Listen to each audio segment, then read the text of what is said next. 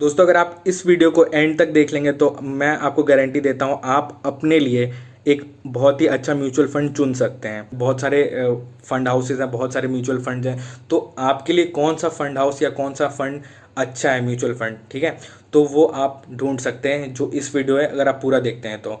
और सब सारी बातें टू द पॉइंट है, और अगर आप एक पेन और पेपर लेके बैठेंगे, जो चीज़ें मैं बोल रहा हूँ उसको फटाफट अगर आप नोट डाउन कर लेंगे तो काफ़ी ज़्यादा आपको हेल्प होगा। और गाइज ये वीडियो बहुत ज़्यादा वैल्यूएबल है, तो प्लीज़ इसको एंड तक देखिएगा गाइज, बीच में मत छोड़ के जाइएगा। सो गाइज चैनल को सब्सक्राइब कीजिएगा और वीडियो को लाइक कीजिएगा अगर आप न्यू है तो। नमस्कार दोस्तों, बहुत बहुत स्वागत है आपका एक और वीडियो में। बिना टाइम वेस्ट किए हम लोग टॉपिक पे आते हैं। तो बहुत सारे कुछ पैरामीटर्स होते हैं जिनका आपको ध्यान रखना होगा। और दोस्तों ये भी एक ट्रैप होता है कि किसी और ने वो फंड चुना है तो उसके पीछे बहुत सारा लॉजिक है, बहुत सारा उनके कैलकुलेशंस हैं। तो आप किसी और को देख के या मेरे प्रोफाइल को देख के आप खुद से वो फंड में ना जाइए, अपने लिए आपको अलग से ढूंढना पड़ेगा कौन सा बेस्ट है। सो गाइस कुछ ये चीज़ें हैं जो कि आपको अब देखना होगा अपने फंड में अपने लिए, ठीक है। उसके बाद आपको चूज करना होगा। तो सबसे पहला पैरामीटर होता है जो कि आपको देखना है आपका गोल क्या है। दोस्तों इस चीज को बहुत लोग अवॉइड कर देते हैं, अपने गोल को नहीं देखते हैं कि क्या उनका गोल होगा। सपोज आपको गाड़ी लेना है तो आपको 2 इयर्स में गाड़ी लेना है या 5 इयर्स में वो कार लेना है, या फिर 8 साल के बाद आपको एक घर चाहिए कि आपके पास एक अपना घर हो, तो ये आपका गोल हो सकता है। या फिर आप आने वाले 20 साल में 30 साल में रिटायर होना चाहते हैं, आपके पास एक ह्यूज अमाउंट हो, तो एक ये भी गोल हो सकता है। तो अपने हिसाब से आपको देखना है आपको जो भी चीज़ खरीदना है, या फिर आपके लिए रिटायरमेंट, या फिर एक स्टूडेंट पर्सपेक्टिव से आपको देखना है कि आपका क्या गोल होगा, या फिर आपके पास कुछ लमसम होने की, भाई मेरा कॉलेज जब कंप्लीट हो तो मेरे पास इतने पैसे होने चाहिए, तो ये एक गोल हो गया। दूसरा है गाइज आपका रिस्क एपेटाइट। तो ये फैक्टर भी काफ़ी इंपॉर्टेंट है। रिस्क आपको ये देखना होगा कि अपने जो भी आपका अमाउंट है, अगर आप बहुत यंग है तो थोड़ा मोड़ा रिस्क आप ले सकते हैं, या फिर आपका रिस्क है मॉडरेट रिस्क या हाई रिस्क या वेरी हाई रिस्क। ऐसे आपको खुद से अपने आप से पूछना होगा कि कि आपको रिटर्न कम आए तो चलेगा, लेकिन भाई वो पैसा गिरना नहीं चाहिए बस आपका है, तो फिर आपको अपने आप को मॉडरेट में समझना होगा। या फिर किसी का है कि हाँ भाई लॉस हो, शॉर्ट टर्म में लॉस हो चलेगा, लेकिन लॉन्ग टर्म में मुझे हाई रिटर्न चाहिए। तो और ये भी डिपेंड करता है, अगर बहुत कम रिस्क होगा तो उसमें रिटर्न कम होगा, और ज़्यादा रिस्क होगा तो रिटर्न भी थोड़ा ज़्यादा होता है, ठीक है। तो ये भी एक पैरामीटर है रिस्क एपेटाइट, तो इस हिसाब से आपको देखना है। और उसके बाद इससे हम लोग डिफाइन कर सकते हैं, अगर आपने अपने रिस्क को एनालाइज कर लिया कि भाई मेरा रिस्क ये है, तो अब आपके हिसाब से वो सारे फंड्स आ जाएंगे जिनमें आपको डालना है। तो अगर आपको देखना है कि भाई आपको बिल्कुल भी रिस्क नहीं लेना, मतलब एफडी से ज़्यादा रिटर्न चाहिए, लेकिन भाई वो पैसा नीचे नहीं जाना चाहिए, ठीक है, और इक्विटी में नहीं जाना चाहिए, इक्विटी में भी हाई रिस्क होता है। तो आप क्या कर सकते हैं, डेट फंड्स में रख सकते हैं अपने पैसे को, डायनेमिक बॉन्ड फंड्स, और शॉर्ट टर्म के लिए इसमें भी रख सकते हैं, लॉन्ग टर्म के लिए भी रख सकते हैं। इसमें कोई एग्जिट लोड भी नहीं होता है, एंट्री लोड भी नहीं होता है डायनेमिक बॉन्ड फंड। और इस डायनेमिक बॉन्ड फंड के बारे में संदीप महेश्वरी सर ने भी बोला था, वर्क फ्रॉम होम एक उनका वीडियो है, उसे देखिएगा तो इसके बारे में भी आपको पता चलेगा। तो इसमें आप रख सकते हैं, लिक्विड फंड्स हैं इसमें रख सकते हैं। इसमें क्या होता है गाइज, आपको एफडी से थोड़ा सा ज़्यादा रिटर्न मिलता है, अराउंड 12% के आसपास आपको रिटर्न आ जाता है, और ये नीचे नहीं गिरता है एज ये बॉन्ड्स में सेफ AAA रेटेड बॉन्ड्स में आपका पैसा लगता है, तो आपको वो देख के लेना होगा, ठीक है। उसके बाद उससे कम है कि आप इक्विटी में जा सकते हैं। लार्ज कैप वो होते हैं जो बड़े बड़ी कंपनी, स्टैब्लिश्ड कंपनीज हैं, उसमें आपका पैसा लगता है उस वाले फंड में, तो आप देख सकते हैं ये भी बहुत कम नीचे गिरता है। जब मार्केट गिरता है तो ये वाले जो होते हैं लार्ज कैप वाले, इसमें बहुत कम फर्क पड़ता है। उसके बाद आप मिड कैप में मॉडरेट रिस्क रहता है, मतलब रिटर्न भी काफ़ी हद तक आ जाता है, बट मतलब कि रिस्क भी थोड़ा सा बढ़ जाता है इसमें। यानी कि मार्केट अगर क्रैश होता है तो मिड कैप जो होता है वो 60% तक गिर जाएगा, आपका पैसा जो भी होगा वो अमाउंट 60% से टूट जाएगा अगर मार्केट कभी क्रैश होता है। और लार्ज कैप जो होता है वो सिर्फ 20% गिरता है उसका, यानी कि आपका जो 100 रुपये है वो 80 रह जाएगा सिर्फ, अगर क्रैश होता है तो। और क्रैश को ऐसे मत समझिए गाइस, जब क्रैश होता है तो एक उस टाइम पे इन्वेस्ट करने का अलग स्ट्रैटेजी होता है। जब भी आप अगर क्रैश आता है तो आप अपने एसआईपी को स्टॉप मत कीजिएगा गाइस। तो ये उसके बाद फिर स्मॉल कैप में बहुत ही ज़्यादा रिस्क होता है, और मैं अवॉइड करता हूँ स्मॉल कैप। तो इसमें बहुत ज़्यादा लेकिन रिटर्न भी काफ़ी आता है, लेकिन जब मार्केट गिरता है तो उसमें पूरा ही गिर जाता है, ऐसा होता है इसमें। तो आपको अपने हिसाब से देखना है, अगर आप अभी थोड़ा यंग है तो आप मिड और लार्ज में कर सकते हैं, और अगर आपका एज ज़्यादा है 40 है तो आप डेट फंड में जाइए, ठीक है।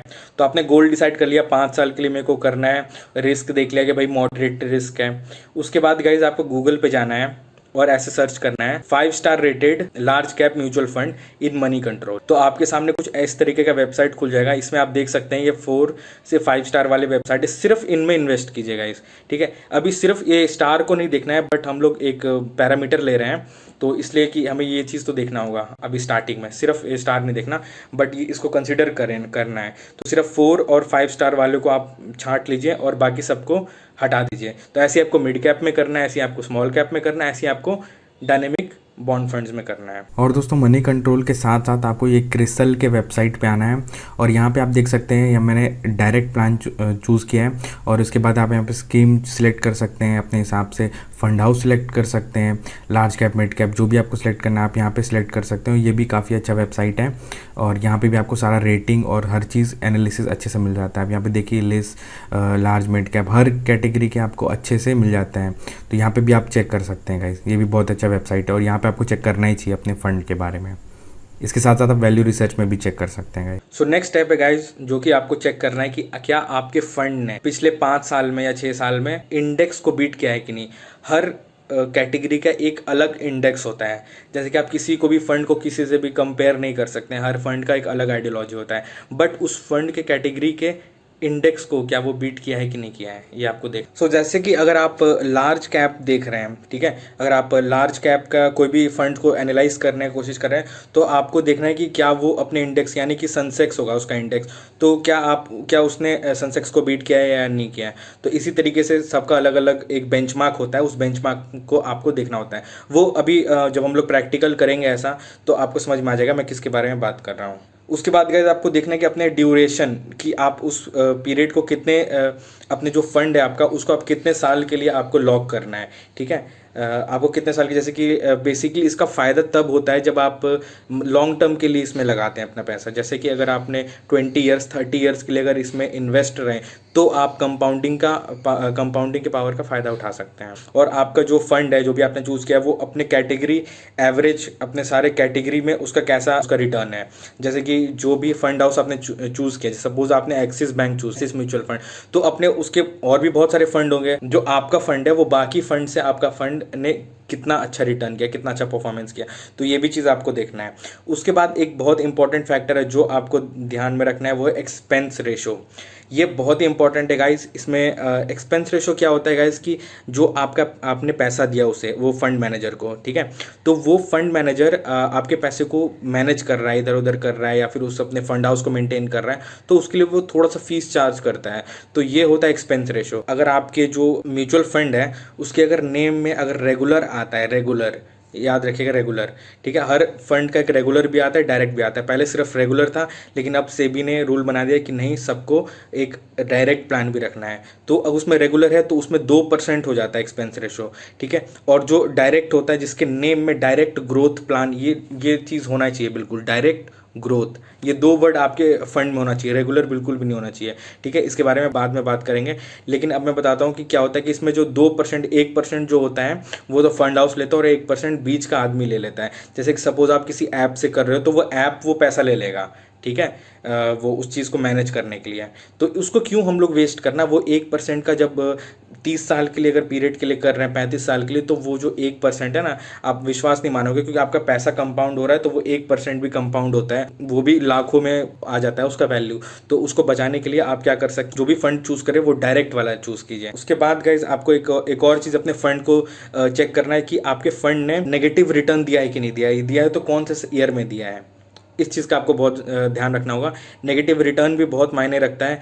अगर उस फंड में आपको नहीं जाना है जिसमें ज़्यादा बार किसी ने नेगेटिव रिटर्न दिया, क्योंकि उस टाइम पे जो भी सिचुएशन था आपको देखना होगा कि इस मंथ में या इस ईयर में इसने नेगेटिव रिटर्न दिया, तो क्या बाकी उस टाइम पे क्या माहौल था, उस टाइम पे क्या पूरा मार्केट ने नेगेटिव हुआ था, और तो आपको ये चीज़ एनालाइज करके उसमें जाना है। मतलब नेगेटिव रिटर्न वाले में आपको जाना ही नहीं है, एक बार भी अगर नेगेटिव रिटर्न दिया है तो उसमें मत जाइए आप। उसके बाद हम लोग आते हैं फंड मैनेजर की तरफ, ठीक है गाइस। फंड मैनेजर आपको चेक करना है कि वो फंड मैनेजर बदलाया तो नहीं है 6 मंथ्स। जैसे कि आपको फैक्ट शीट आप डाउनलोड कर सकते हैं। मैं कुछ इंपॉर्टेंट जो फेमस म्यूचुअल फंड है उनके मैं फैक्ट शीट को नीचे डिस्क्रिप्शन में अपलोड कर दूंगा PDF, तो वहाँ से आप डाउनलोड कर सकते हैं। तो वहाँ पे आपको फंड मैनेजर के बारे में पता चलेगा कि सिंस इंसेप्शन है उस फंड के साथ जुड़े हुए, या फिर वो फंड मैनेजर बदल गया है। जैसे कि अगर आप 6 मंथ, जैसे कि आपने सोचा भाई 30 साल के लिए अगर आपने इन्वेस्ट किया है और बीच में फंड मैनेजर बदल गया, और जैसे ही फंड मैनेजर बदला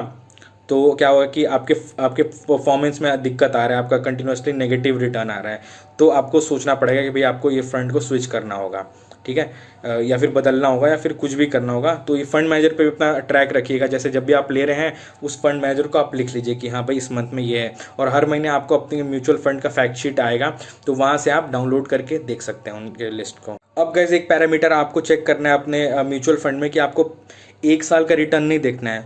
लोग क्या करते हैं कि 1 साल का बस रिटर्न देखते हैं कि भाई 1 साल में इस फंड ने इतना अच्छा किया तो चलो उसमें इन्वेस्ट कर लेते हैं। तो ऐसा आपको नहीं करना है, आपको 5 साल या सिंस इंसेप्शन पे आपको देखना होगा कि तब से इस फंड ने कैसा परफॉर्म किया, कंटिन्यूसली इसने इंडेक्स को बीट किया है या नहीं किया है, ठीक है। इंडेक्स एक बेंचमार्क है हर फंड का, तो अगर इंडेक्स को बीट ही नहीं कर पा रहा है तो भैया हम फिर इंडेक्स फंड में ले लेते हैं ना। ये इतना क्यों एक्टिवली उसको मैनेज करवाने के लिए एक्स्ट्रा एक्सपेंस रेशो हम लोग दे रहे हैं, ठीक है। तो ये चीज़ आपको ध्यान में रखना है। अब गाइस एक और चीज़ आपको मन में डाउट आता होगा NFO के बारे में। NFO में आप इन्वेस्ट कि करें कि नहीं करें। रोज़ नए नए कुछ एडवर्टीजमेंट आने लगते हैं NFO के बारे में कि NFO में इन्वेस्ट कीजिए। तो आपको गाइज एक सजेशन मैं दे रहा हूँ कि NFO में आप इन्वेस्ट मत कीजिए, बिल्कुल भी नहीं। क्यों? क्योंकि वो फंड नया है, ठीक है, और उसको बुरे टाइम में कैसे हैंडल करते हैं वो नहीं पता। जैसे कि जो भी आप फंड चूज़ कर रहे हैं कोशिश कीजिए ऐसा कि वो पुराना हो, थोड़ा 2008 से थोड़ा पुराना हो, क्योंकि 2008 में भी गाइज एक क्रैश आया था, मार्केट क्रैश। तो उस बुरे टाइम में उस फंड ने कैसा परफॉर्म किया आपको समझ में आ जाता है। उस जो फंड मैनेजर है वो क्रैश के टाइम पे अपना क्या एबिलिटी यूज़ करता है, कैसे कैसे कौन से स्टॉक में पैसे लगाता है, क्या करता है, तो ये चीज़ को वो कर पाएगा। तब आपको नॉलेज मिलेगा जब वो पुराना होगा। NFO में आप डाल रहे हैं वो ये IPO की तरह नहीं होता है गाइज, ठीक है। ये नया फंड निकालते हैं, क्यों निकालते हैं रोज अलग अलग फंड हाउस नया नया फंड, इसके बारे में हम लोग अगले नेक्स्ट वीडियो में या फिर किसी और वीडियो में बात करेंगे। लेकिन ये बहुत इंपॉर्टेंट होता है कि आपको NFO में इन्वेस्ट नहीं करना है, ठीक है। कोशिश कीजिए वो फंड चुनने के लिए जो काफ़ी पुराना हो। सो उसके बाद गाइज आपको क्या चेक करना है, अपने फंड का AUM चेक करना है। दोस्तों AUM क्या होता है? Asset under management. इसको कैसे आपको समझना है, इसको जैसे कि आपने उसके पास कितना पैसा है, उस फंड ने कितने लोगों ने उस पर भरोसा किया है, ये आप चेक कर सकते हैं। तो अगर ये ज़्यादा होता है, थोड़ा सा ज़्यादा होता है तो बेटर रहता है। क्यों? क्योंकि वो ज़्यादा पैसा है उसके पास, तो इसका मतलब कि बहुत लोगों ने उस पर ट्रस्ट किया है, उस फंड मैनेजर पे और उस फंड हाउस पे बहुत लोगों ने ट्रस्ट किया, इस वजह से उसका AUM ज़्यादा है। तो जिसका थोड़ा सा ज़्यादा AUM हो उसमें आप इन्वेस्ट कीजिए। कम AUM वाले आप समझ सकते हैं देख के कि भाई ये जो है इसमें बहुत कम लोगों ने पैसा अपना लगाया है, तो ये कम ट्रस्टवर्दी है। जो ज़्यादा होगा उसी की तरफ लोग अट्रैक्ट होते हैं, अच्छा फंड मैनेजर है वो लोग अपने आप उसमें, तो आप देख के एक आइडिया लगा सकते हैं AUM को। अब ये जो AUM है गाइज, ये एक लिमिट से जब ज़्यादा हो जाता है तो जो फंड मैनेजर होता है तो आपके रिटर्न में काफ़ी ज़्यादा फ़र्क आने लगता है, आपके रिटर्न कम हो जाते हैं, होने लगते हैं कंपैरेटिवली। तो काफ़ी ज़्यादा भी नहीं होना चाहिए, काफ़ी कम भी नहीं होना चाहिए AUM। तो आपको एक बीच का AUM देखना होगा, यानी कि ये 1000 करोड़ में होता है, तो 3000 से ऊपर जिसका हो आप उसमें इन्वेस्ट करें तो ज़्यादा बेटर रहता है AUM। और कभी कभी होता है कि अगर बहुत ज़्यादा AUM बढ़ जाता है तो फंड हाउस क्या करता है कि उसमें एक रोक लगा देता है कि आप भाई लमसम इसमें नहीं कर सकते हैं। क्योंकि जैसे कि आपको एक एग्जांपल लेता हूँ, मिराई एसेट लार्ज कैप वाला जो फंड था, लार्ज एंड मिड कैप वाला कैटेगरी, तो इसमें क्या है कि लमसम करना बंद कर दिया है इसमें, और इसमें सिर्फ SIP कर सकते हैं, वो भी मैक्सिमम लिमिट 2500 का। तो ऐसा क्यों करती है फंड हाउस? ये आपके बेनिफिट के लिए है कि आप फंड हाउस ने, क्योंकि उसका अगर AUM लगातार बढ़ते जाएगा तो फंड मैनेजर भी कंफ्यूज हो जाएगा कि अब कहाँ पे पैसे लगाएं, ठीक है। तो वो ताकि कन्फ्यूजन ना हो, अच्छे से काम कर सके, इसलिए उन्होंने लिमिट लगा दिया, ठीक है।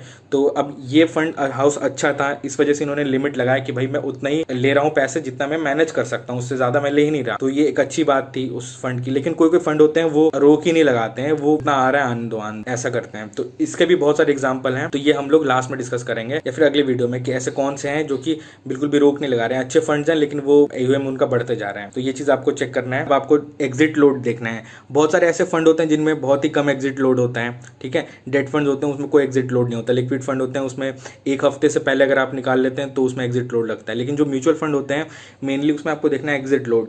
तो जो ज़्यादातर म्यूचुअल फंड होते हैं अगर आपने 1 साल के अंदर उसे रिडीम कर लिया तो 1% का लगता है और short term capital gain tax लगता है, ठीक है। अगर आपका 1.5 लाख से ज़्यादा प्रॉफिट है तो तो उसमें टैक्स लगता है 1.5 लाख से अगर ज़्यादा प्रॉफिट है। लेकिन आपने उतना से ज़्यादा प्रॉफिट नहीं है आपका और कम है, तो उसमें सिर्फ 1% का आपका टोटल जितना भी आपका प्रॉफिट बन रहा है अमाउंट, उससे 1% का आपका कट जाता है। तो वैसे मैं सजेस्ट नहीं करूँगा आपको, एक बार लेने से पहले अच्छे से रिसर्च कीजिए और उसके बाद 30 ईयर्स के लिए आप आराम से बैठ जाइए, 30 to 35 ईयर्स, तभी आप ये जो वैल्यू है इसका फ़ायदा उठा सकते हैं। अब जो एक पैरामीटर है उसको आपको थोड़ा सा हल्का सा ये कॉम्प्लिकेटेड है, तो बस थोड़ा सा है, लेकिन आपको थोड़ा सा ध्यान देना है इस पैरामीटर को, fluctuation in the return as compare to category average.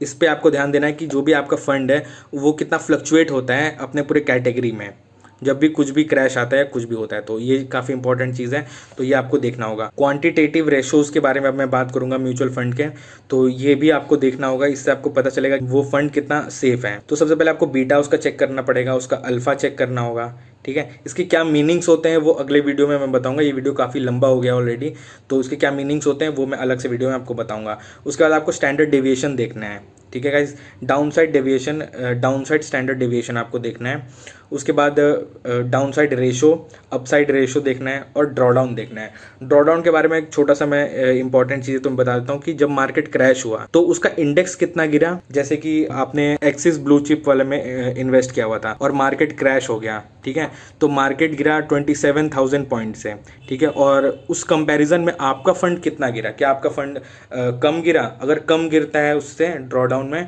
तो आपका फंड अच्छा है। जैसे मार्केट क्रैश हुआ और निफ्टी 50 सेंसेक्स बहुत ज़्यादा गिर गया, लेकिन आपका जो फंड था वो कंपैरेटिवली कम गिरा, तो आपका फंड अच्छा है, ठीक है। तो एक पैरामीटर होता है, तो ये सारे पैरामीटर आपको एक साथ कंबाइन करके देख लेना होगा, उसके बाद तब आप अपने लिए डिसाइड कर सकते हैं गाइस कौन सा फंड आपके लिए अच्छा है। सो गाइज नेक्स्ट वीडियो में मैं आपको बताऊंगा कि आप अगर बिगनर हैं तो आपको कौन से फंड में इन्वेस्ट करना चाहिए। जैसे कि अगर आपको आपके रिस्क पैरामीटर के हिसाब से कुछ मैं केस स्टडीज ले लूंगा, उनके आधार पे मैं डिसाइड करूंगा, जस्ट एक एग्जांपल के लिए, कि आपके लिए कौन सा फंड बेटर है या आप कौन से फंड में कर सकते हो। और जिसके पास अगर 2,000 रुपये है या किसी के पास 100 रुपये है या किसी के पास 5,000 है, किसी के पास 10,000 इन्वेस्ट करना है, तो उन्हें किस तरीके का पोर्टफोलियो बेसिकली बनाना चाहिए, ठीक है। तो इसके बारे में हम लोग डिटेल में डिस्कस करेंगे अगली वीडियो में गाइस। सो अगर वीडियो इन्फॉर्मेटिव लगा हो, जरा सा भी आपका हेल्प किया हो, तो प्लीज़ मेरे चैनल को सपोर्ट कीजिएगा, चैनल को सब्सक्राइब कीजिएगा और वीडियो को लाइक कीजिएगा गाइस। और आप मुझे व्हाट्सअप कर सकते हैं, जो नंबर है वो मेरे डिस्क्रिप्शन में है, और अपने कुछ भी क्वेरीज होते हैं तो आप उन्हें मुझे से पूछ सकते हैं। वैसे मुझे बहुत सारे कॉल्स आते हैं और बहुत सारे क्वेश्चंस आते हैं व्हाट्सएप पे, तो मैं कोशिश करता हूँ ज़्यादातर लोगों की हेल्प कर देना ग्रो ऐप से रिलेटेड, या कुछ भी आपको थोड़ा सा भी डाउट होता है तो। So thank you so much for watching this video guys, मिलते हैं जल्दी नेक्स्ट वीडियो में।